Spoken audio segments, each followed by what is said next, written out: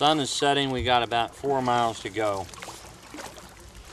I'd say we got about another 40 minutes if we're lucky of light, where it's easy enough to see where potential obstructions to navigation are. After that, then we have to be very careful. I'm not concerned about other vessels being on the river with us because they would have the same situation, and they probably wouldn't be out here. While this is flood season, this river is clearly not flooded, and it was barely moving when we were at the tailwaters of the Nolan River. They could release more water if they wanted to, but they're just trying to manage it properly. So the reality is, it's just sort of dead still.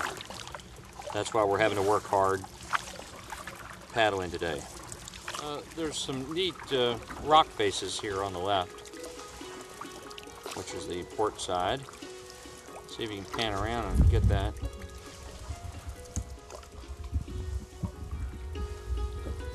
It's too bad it's not brighter out here so you can see that.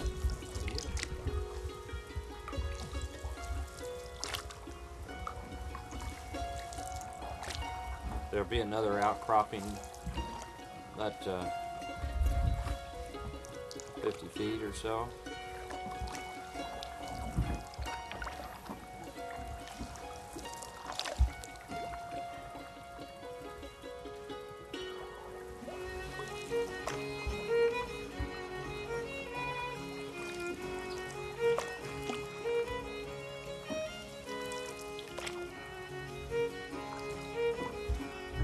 Hello, hello, hello, hello.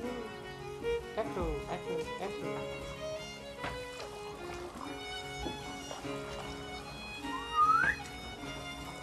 Can't hear an echo yet. Look how this is undercut, this whole section. It could fall on us at any moment.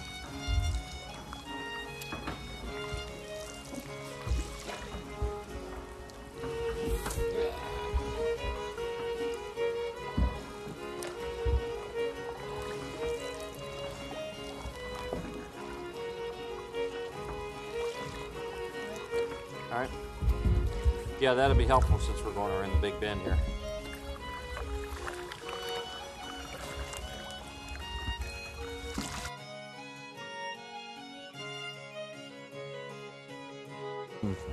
What time is it? Does anybody know? I feel like it's on my cell phone, which is in my Jeep. It's like 2 or 3-ish. Probably. So, I don't think we're going to be getting up at 5 in the morning. Right? Sure we will. Maybe when we get back to the campsite. Okay. I guess the best thing we need to get out of there first is going to be that tripod. That way we can put this down safely. We're now at Rochester, Kentucky at Lock and Dam number 3 on the Green River. And you can see behind me that the proper dam wall is washed out, and the remnants of that in sort of a natural dam are still here.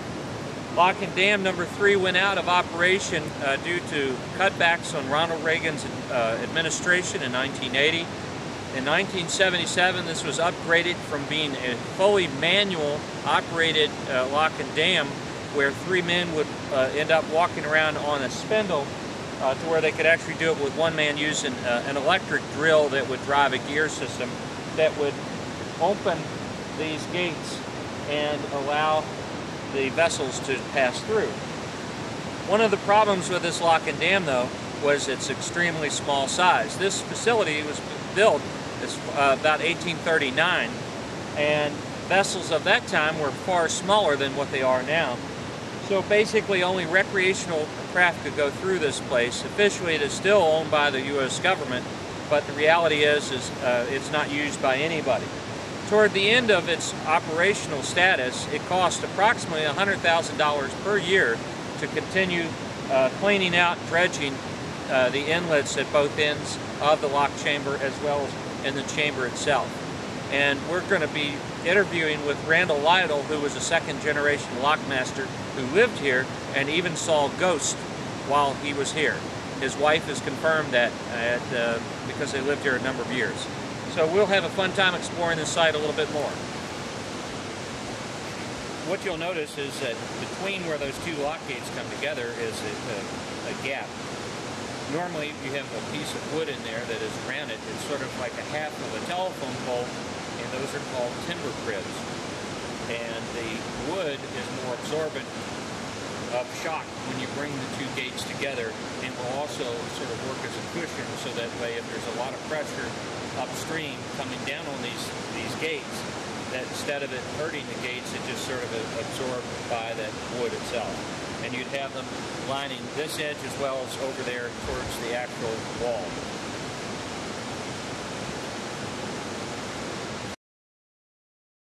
Okay, we're at the site of Lock and Dam number 3 at Rochester, Kentucky on the Green River, and this is the Lockmaster's house. Randall Lytle was one of the Lockmasters. We will be interviewing him later, and he and his wife and kids all experienced ghosts in this house when they were here on the property living for a number of years. So you'll find that very interesting to learn about. But basically the property began usage in the 1830s and operated until 1980, when Ronald Reagan's administration had deemed that different federal facilities needed to be closed down to save the government money. Can we get all 3 vehicles on? Yeah. Okay. Yeah, 3 in a row. All right, great. Now, she'll allow us to get out, so what we can do is you can hand the camera to me, and then you can open up the door and get out and do that. Or if you feel more comfortable with me doing that, I can do that too. Did you get 3 people? Yeah, come on board.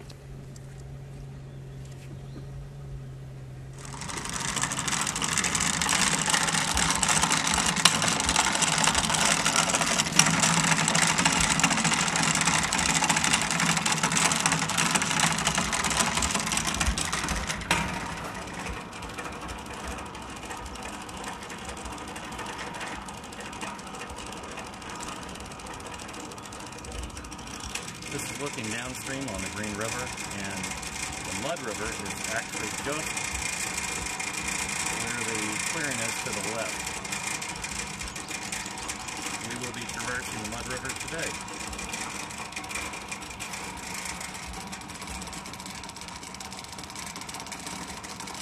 Indeed. Then you get to do all sorts of adventures with us here.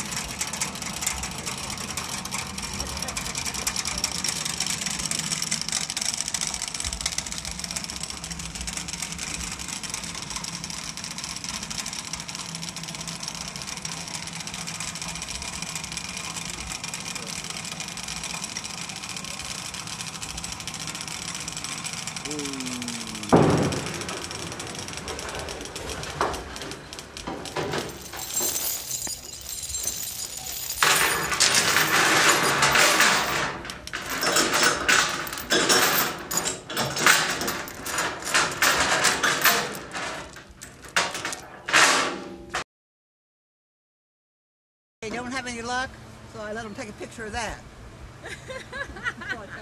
That's cute.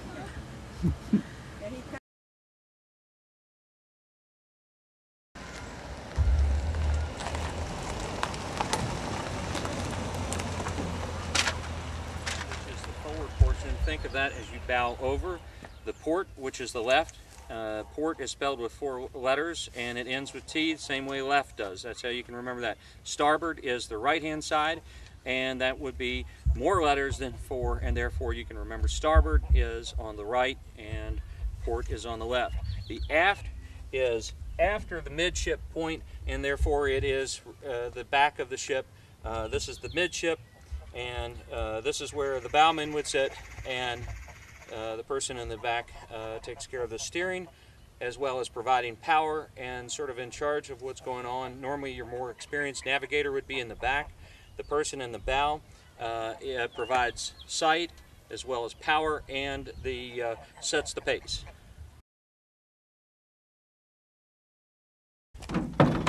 So we just had somebody come up here and explain that they've got a tent that's blown out, so that's sort of changing what we're doing here at the lake. We're actually going into sort of a rescue mode. Ruth, if you could go ahead and come over here to the side, please. What we're going to do is show you how to launch the canoe. Right, let's go ahead and just look at the center point and then walk nice and easy out there, I'll give you some more space. We're going to put the aft in first. And then we just sort of stand here at the water's edge and walk this out together. And then she's going to be on the end here, and then put her legs on each side of the canoe, and then cross her arms, and then that way it will make it stable.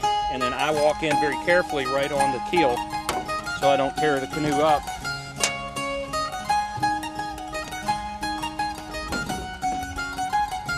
And then we're ready to go out on our trip. Ready? Yeah, that'd be fine.